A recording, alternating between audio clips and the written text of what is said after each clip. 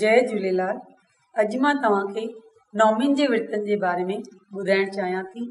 नौमिन जा विर्त कतीअ वारे महीने में यानी नवंबर या दिसंबर में थींदा आहिनि।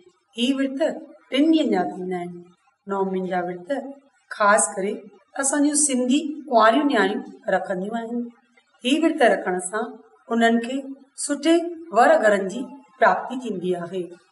तव्हांखे ख़बर हूंदी त ही विर्त माता पार्वती बि रखिया हुआ ऐं हर जन्म में शंकर भॻवान खे पंहिंजो पति प्राप्त कयईं। शास्त्रनि में ॿुधायल आहे त राणी रुक्मणी शंकर भॻवान जी पूजा कंदी हुई। हिकिड़ो दफ़ो माता पार्वती खे दर्शन ॾिनो ऐं नौमिन जे विर्तनि जो महात्म ॿुधायो। राणी रुक्मणीअ बि नौमिन जा विर्त रखी श्री कृष्ण भॻवान खे पतीअ जे रूप में प्राप्त कयो। तंहिं लाइ असांजूं न्याणियूं बि सुठा वर घर प्राप्त करण लाइ ही विर्त रखंदियूं आहिनि।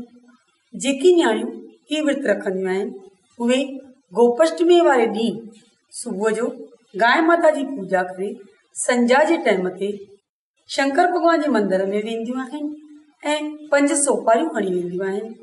हिकिड़ी सोपारी शिवलिंग ते, ॿी सोपारी तुलसी माता ते, 3 सोपारी पिपल देवता ते, 4थी सोपारी जल देवता ते ऐं 5 सोपारी सूर्य देवता ते यानी पृथ्वीअ ते स्थापना करे वरी घर मोटी ईंदियूं आहिनि। ॿिए ॾींहुं सुबुह जो सवेल सनानु पाणी करे शंकर भॻवान जे मंदर में वेंदियूं आहिनि ऐं उते शिवलिंग ते लोटी चाढ़ींदियूं आहिनि, शिव जी पूजा कंदियूं आहिनि। वरी तुलसी माता खे लोटी चाढ़े हुनजी पूजा कंदियूं आहिनि, पिपल देवता जी पूजा कंदियूं आहिनि, जल देवता जी पूजा कंदियूं आहिनि ऐं सूर्य नारायण देवता जी पूजा कंदियूं आहिनि। अहिड़े नमूने सांदे 3 ॾींहं 2 दफ़ा मंदर में वेंदियूं आहिनि ऐं पूजा कंदियूं आहिनि।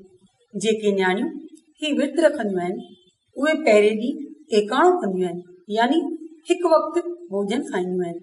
ॿिए ॾींहुं फलार कंदियूं आहिनि। 3 ॾींहुं फ़क़ति जल पी करे विर्त रखंदियूं आहिनि। वरी 4थे ॾींहुं बारस वारे ॾींहुं इहो विर्त छोड़ींदियूं आहिनि। तंहिं लाइ उन्हनि खे सुठे वर घर जी प्राप्ति थींदी आहे। तमामु शिक ऐं श्रद्धा सां ही विर्त रखंदियूं आहिनि। मुंहिंजी तव्हां माइटनि खे वेनती आहे त पंहिंजे न्याणियुनि खे हिननि विर्तनि जे बारे में ज़रूरु ॿुधाईंदा ऐं असांजी संस्कृति खां वाक़ुफ़ु कंदा।